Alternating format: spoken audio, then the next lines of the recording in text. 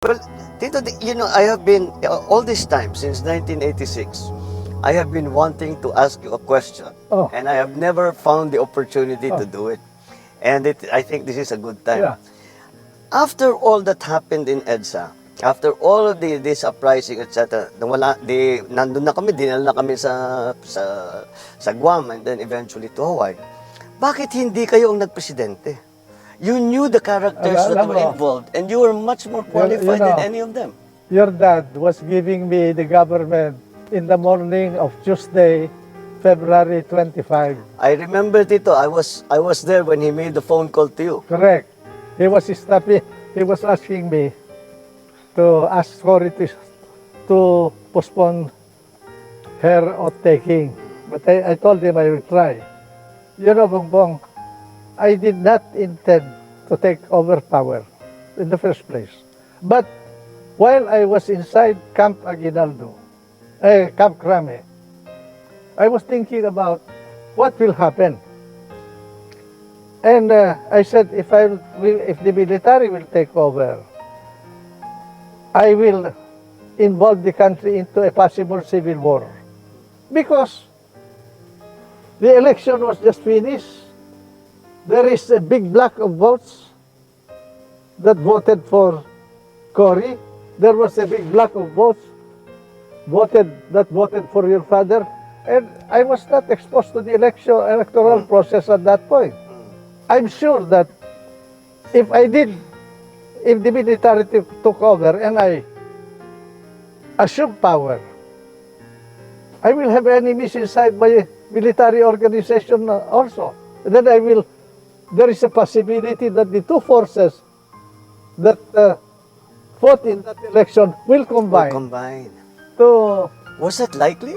It's possible. I suppose yung tropa namin and those who were opposed to you within the MND center. And then you have the bulk of the military at that point, who did not know where they will situate themselves. All of that I thought about it. By the way, Monday night, I called for Jimmy Ongping to come to Camp Crame. And I said, this event that is happening now will be a protracted event. Let us organize a provisional government to handle the running of our revolutionary government. I said, I proposed 5 cabinet positions: just defense, finance, local government, justice, and foreign affairs. Sa inyo yung 4, kako, na posisyon. Sa amin, yung defense. Because I wanted to balance their political forces against the military forces. Alam mo ginawa nila that night? That is where I started to suspect them. They filled all the positions in the cabinet. They organized their own cabinet. But you had an agreement previous to that? I had an agreement with Jimmy Ongping. Ay kako, hindi pala totoo na tao na itong kausap ko. Yes, it's always been a mystery to me because you were positioned perfectly to take over the reins of power. And we were all a little surprised watching this again from far away. And we were saying, for sure, I'm sure, si Minister... I was afraid not for myself, but for the country, that it will cause a bloodbath. I think you were similar in thinking to my father because one of the reasons, and I asked him this directly, is that why were you so hesitant to use force in 1986? Nung talagang papasukin na yung palasyo, binobomba na tayo, binabaril na tayo, ganun. Why were you not, marami naman kaming tropa, we were very well prepared. Because as I said, we received the information of an imminent attack on the palace 1 week before you and General Ramos went to Crame and made your stand in Crame. So we had the chance to prepare. So we were wondering why did we not fight back with force?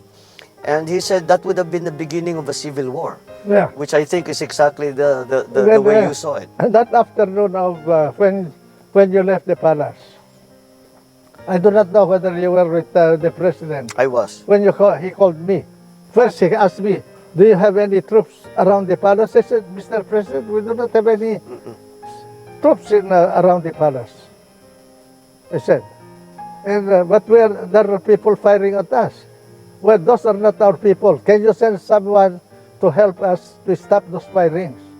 And so I said, I will send General Lee was there. Then I mentioned to him that I have just spoken to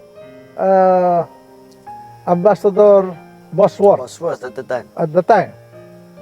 And then he stopped for a while. And then he said, can you call him back and ask him to make available to me the services of General Allen, Teddy Allen, so that we can leave Malacanang. I called up Bosworth after our conversation.